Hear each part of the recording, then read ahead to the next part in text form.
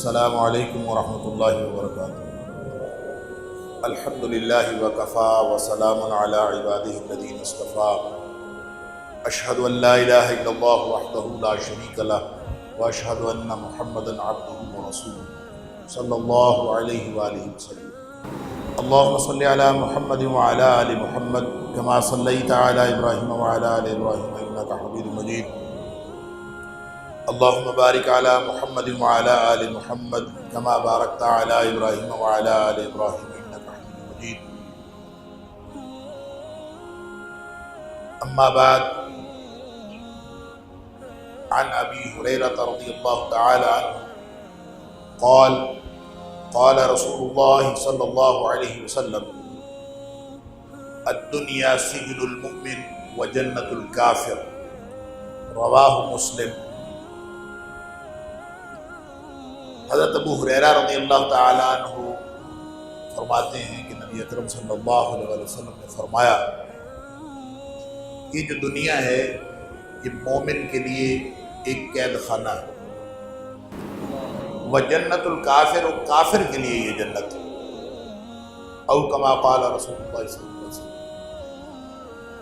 اس حدیث شریف کو حضرت امام مسلم نے اپنی الجامع الصحیح کے اندر روایت کیا ہے، اور یہ مختصر سی حدیث ہمیں زندگی گزارنے کے دو طریقے بتاتی ہیں کہ اہل ایمان کو یہاں کبھی بھی آئیڈیل حالات میسر نہیں آ سکتے۔ جو لوگ مومن ہیں، جس طرح ایک جیل کا قیدی کبھی بھی جیل کے اندر آئیڈیل حالات حاصل نہیں کر سکتا، وہ ہمیشہ اس انتظار میں رہتا ہے کہ کب اس کی یہ جیل کی قید ختم ہو اور اس کے بعد وہ اپنے گھر چلا جائے اور اپنی مرضی کے ماحول میں چلا جائے۔ یہ پورا ماحول، یہ پوری معاشرت، یہ پوری سیاست، یہ پوری معیشت، جس طرح کا بھی ماحول اہل ایمان کو یہاں اس دنیا میں میسر آتا ہے یا آئے گا یا تاریخ میں ان کو میسر آیا ہے، وہ کبھی بھی اہل ایمان کے لیے مطلوب اور مقصود ماحول نہیں ہو سکتا۔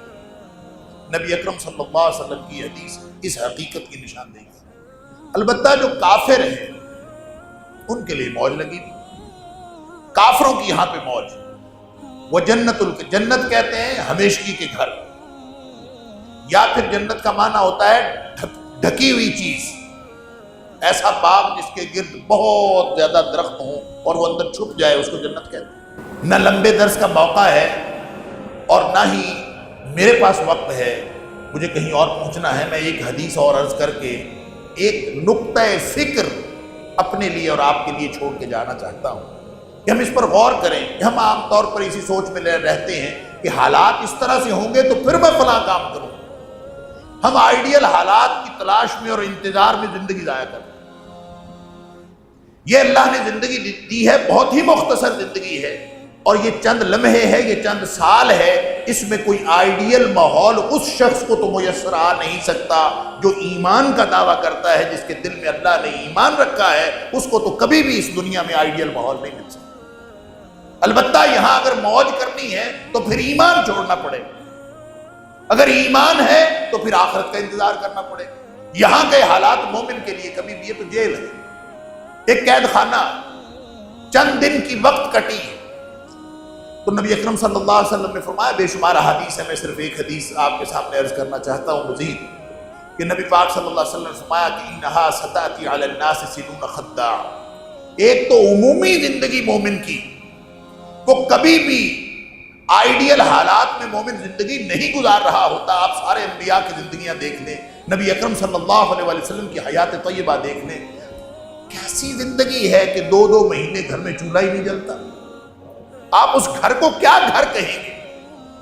اس گھر کی کیا کیفیت ہوگی جس گھر میں 2 مہینے چولہا نہیں جلتا؟ یہ کوئی آئیڈیل حالات ہے؟ اگر ہم اپنی خوشحالی کا اور جس طرح کے حالات کا ہم تقاضا کرتے ہیں، مطالبہ کرتے ہیں، اور جس طرح کے حالات میں ہم رہ رہے ہیں، اگر اس کا موازنہ ہم نبی پاک صلی اللہ علیہ وسلم کی حیات طیبہ کے ساتھ کریں، اللہ اکبر، اپنے ایمان کی فکر ہونے لگتی ہے کہ ہم کہاں زندگی گزار رہے ہیں۔ اللہ نے ہمیں کتنی عیاشیوں میں، کتنی آسائشوں سے نوازا ہے، اللہ۔ وگرنہ نبی پاک صلی اللہ علیہ وسلم نے عمر فاروق رضی اللہ تعالیٰ سے فرما دیا تھا، جب نبی پاک صلی اللہ علیہ وسلم کی جس میں اطہر پر چٹائی کے نشان پڑ گئے، جو کھجور کی چٹائی پہ نبی پاک صلی اللہ علیہ وسلم تشریف فرما تھے، جب وہ نشان پڑ گئے تو عمر فاروق رضی اللہ تعالیٰ کی آنکھوں میں آنسو آ گئے۔ اللہ کے رسول صلی اللہ علیہ وسلم سچے نہیں، ہم اللہ کے دین پر نہیں، جب ہیں تو کیسر و کسریٰ کو تو اتنے بڑے بڑے تخت میسر ہیں، ان کو تو اتنی بڑی بڑی سلطنتیں میسر ہیں، تو آپ تاجدار کائنات ہونے کے باوجود، اللہ کے بعد اس کائنات کی سب سے افضل ہستی ہونے کے باوجود، آپ کے جسد اطہر پر، آپ کے جسم اطہر پر چٹائی کے نشان، اللہ آپ کے لیے کوئی نرم بستر بنا دے۔ عمر فاروق رضی اللہ تعالیٰ عنہ کی آنکھوں میں آنسو، فرمایا عمر اما ترضى ان تكون لهم الدنيا ولنا الآخرة، عمر تو اس بات پہ خوش نہیں ہے کہ یہ دنیا اللہ نے کافروں کے لیے رکھی ہے اور جنت ہمارے لیے رکھی ہے، آخرت ہمارے لیے رکھی ہے۔ تو یہ دنیا کی زندگی بالعموم اہل ایمان کے لیے آئیڈیل نہیں ہوتی، یہ عمومی زندگی کا ایک عمومی تبصرہ اور ایک جامع نبی اکرم صلی اللہ علیہ وآلہ وسلم کی رہنمائی ہے کہ پوری زندگی مومن کا سوچ کا، فکر کا، عمل کا، رہن سہن کا، اس کا انداز اور رنگ ڈھنگ اور ہوتا ہے، وہ ایسے رہتا ہے جیسے قید خانے میں رہ رہا ہو، اور کافر اس طرح رہتا ہے جیسے وہ جنت میں موجے کر رہا ہو۔ اس کا مطلب یہ ہے کہ یہ تو عمومی رہنمائی ہے، لیکن خصوصی رہنمائی نبی پاک صلی اللہ علیہ وسلم فرماتے ہیں انہا ستاتی علی الناس سنون خداعا، ایک وقت آئے گا کہ لوگوں کے اوپر دھوکے کا دور آ جائے گا، یعنی عام حالات میں بھی اہل ایمان کے لیے مصیبت ہے، ایک خاص حالات ہوں گے۔ فرمایا انہا ستاتی علی الناس سنون خداعا، جھوٹ کے سال آئے گا، دھوکے کا دور آئے گا۔ اللہ کے رسول صلی اللہ علیہ وسلم دھوکے کا دور کیا ہے؟ فرمایا دھوکے کا دور یہ ہے کہ یصدق فیہ الکاذب ویکذب فیہ الصادق، جب دھوکے کا دور آ جائے گا تو جھوٹے سچے بن جائیں گے، سچے جھوٹے بن جائیں گے۔ جو جھوٹا ہوگا نا اس کی سچائی کے سرٹیفکیٹ بہت ہوں گے، اس کو سچا ثابت کرنے والے بہت ہوں گے، اور جو سچا ہوگا اس کو جھوٹا ثابت کرنے والے بے شمار ہو۔ اللہ اکبر۔ وَيُؤْتَمَنُ فِيهَا الْخَائِنُ وَيُخَوَّنُ فِيهَا الْأَمِينُ، اور فرمایا جو دیانتدار ہوگا اس کو ساری دنیا بددیانت ثابت کر دے گی، اور جو بددیانت ہوگا اس کی دیانتداری کے چرچے ہوں گے۔ کتنا بڑا دھوکہ، بالکل الٹ معاملہ۔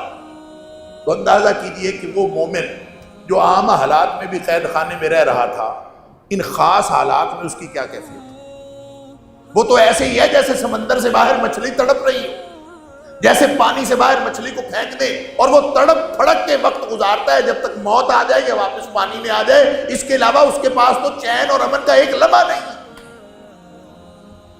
تو اہل ایمان اپنی فکر کریں، جو سچا ہے وہ جھوٹا ثابت ہونے کے لیے تیار رہے، جو دیانتدار ہے وہ بددیانتی کی تہمتیں لگنے کے لیے تیار رہے، اس لیے کہ یہ دور ہی دھوکے کا دور۔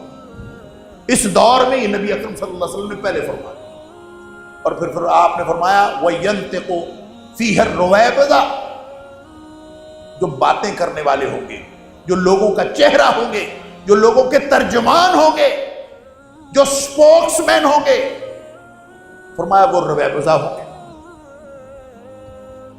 پوچھا اللہ کے رسول صلی اللہ علیہ وسلم وَمَا الرُّوَيْبِضَةُ، یہ رویبضہ کیا ہے؟ فرمایا رویبضہ السفیہ الذی یتکلم فی امر العامہ، وہ احمق لوگ ہوں گے کہ نہ پتہ اگلی بات کا نہ پتہ پچھلی بات کا، حقیقت کا کچھ پتہ نہیں، لیکن وہ دنیا کے سارے معاملات کے بارے میں بیٹھ کے رائے دیں گے کہ جیسے ہم سے بڑا کوئی دانشواری کوئی۔ اللہ، یہ وہ ماحول ہے جو نبی اکرم صلی اللہ علیہ وآلہ وسلم نے ہمیں پہلے بتا دیا تھا 1500 سال پہلے، ہمیں خبردار کر دیا تھا کہ اگر تم اہل ایمان ہو تو اس دنیا کی زندگی کو قید خانے کی طرح گزارنے کا سلیقہ سیکھو، اگر تم اہل ایمان ہو تو پھر اپنا موازنہ ان عیاشی کرنے والوں کے ساتھ کبھی نہ کرو. اگر تم اہل ایمان ہو اور دیانتدار ہو تو پھر اس بات کے لیے تیار رہو کہ پوری دنیا تمہیں بددیانت ثابت کر دے. اگر تم سچے ہو تو پھر اس ماحول کو فیس کرنے کے لیے تیار رہو کہ پوری دنیا تمہیں جھوٹا ثابت کر دے. اور اگر تم اللہ کے قرآن کی بات کرنے والے ہو، اگر تم نبی اکرم صلی اللہ علیہ وسلم کے فرمان کی بات کرنے والے ہو تو پھر تیار رہو، تمہارا مقابلہ ان لوگوں سے ہے جن لوگوں کو نہ اللہ کے قرآن کا علم ہے نہ حدیث کا علم ہے، جن کو کچھ بھی نہیں پتا، لیکن وہ دانش کے میدان میں وہ پوری دنیا کے اس فلک کا سورج محسوس ہوتے ہیں اور پوری دنیا کے سپوکس مین ہیں. بڑی بڑی چرب زبانی سے بڑی بڑی باتیں کرتے ہیں، بڑے بڑے پروگرام کرتے ہیں اور پوری دنیا کو اپنے شہر میں مبتلا کر لیتے ہیں. تمہارا مقابلہ ان سے ہے، تمہاری بات کسی نے نہیں سننی. اس کے باوجود، ان نامساعد حالات کے باوجود تمہیں ایمانی زندگی گزارنا ہے. یہ ہے ہمارا امتحان. اللہ تعالیٰ مجھے اور آپ کو اس امتحان میں کامیاب کرے. ہر لمحے، ہر مرحلے پہ، خلوت میں جلوت میں مومن کا تو امتحان ہی چل رہا ہو. اور نبی پاک صلی اللہ علیہ وسلم نے خوشخبریاں دی ہیں، پریشان ہونے کی کوئی ضرورت نہیں. حالات خراب ہوں گے، پریشانیاں ہوں گی، دین پر عمل کرنا بڑا مشکل ہو جائے گا. فرمایا کہ صحابہ بیٹھے ہوئے تھے، اللہ کے رسول صلی اللہ علیہ وسلم فرمایا کہ تمہارے بعد ایک ایسا دور آنے والا ہے جو ڈٹنے کا دور ہے. ان من ورائکم ایام الصبر، اے میرے صحابہ ایک ڈٹنے کا دور، صبر کا دور آنے. اللہ کے رسول صلی اللہ علیہ وسلم صبر کا دور. فرمایا ہاں، اس دور میں ڈٹنا اتنا مشکل ہوگا جتنا آگ کا انگارہ ہاتھ میں پکڑ کے بیٹھنا مشکل ہے. الصبر فیہن کقبض علی الجمر. اب اندازہ کیجئے اگر آگ کا انگارہ ہاتھ میں رکھا ہوا ہو تو چین آتا ہے بھلا؟ مومن جس کے دل میں ایمان ہے اس کو کہیں اس دنیا میں چین نہیں آ سکتا.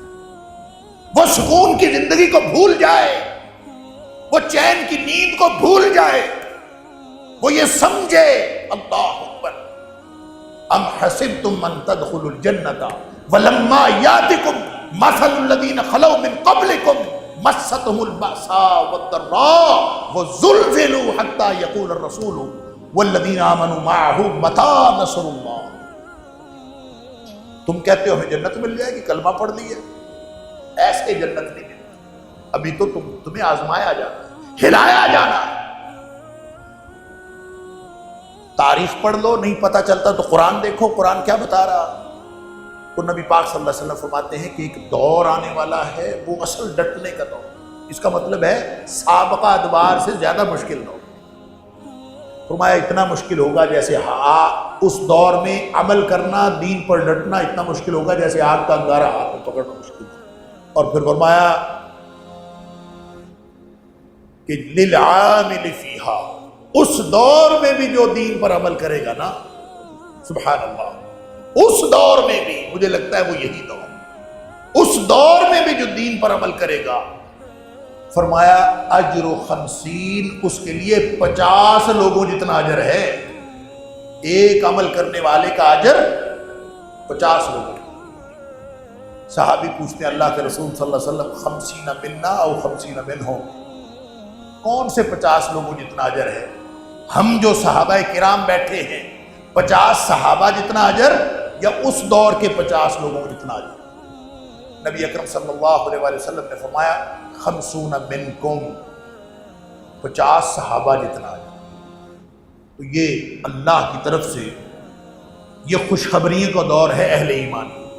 جتنے حالات نابساڈ ہوں گے، جتنے حالات اللہ کے دین کے لیے مشکل ہوں گے، اتنا زیادہ خوشخبریوں کا دور ہوگا وہ اہل ایمان کے لیے. لہٰذا چین سکون نہ ڈھونڈیے، اللہ سے عمل کی توفیق کی دعا کیجیے. اللہ عمل کی توفیق دے، اللہ ہمیں ایمان پر قائم رکھے. اگر ایمان پر قائم رہ گئے تو انشاءاللہ آخرت ہماری ہے. دنیا میں جیسی بھی گزر گئی ہے تو گزر ہی جاتی ہے. اللہ تعالیٰ مجھے اور آپ کو ایمان اور عمل کی توفیق سے نوازے. وآخر دعوانا الحمدللہ.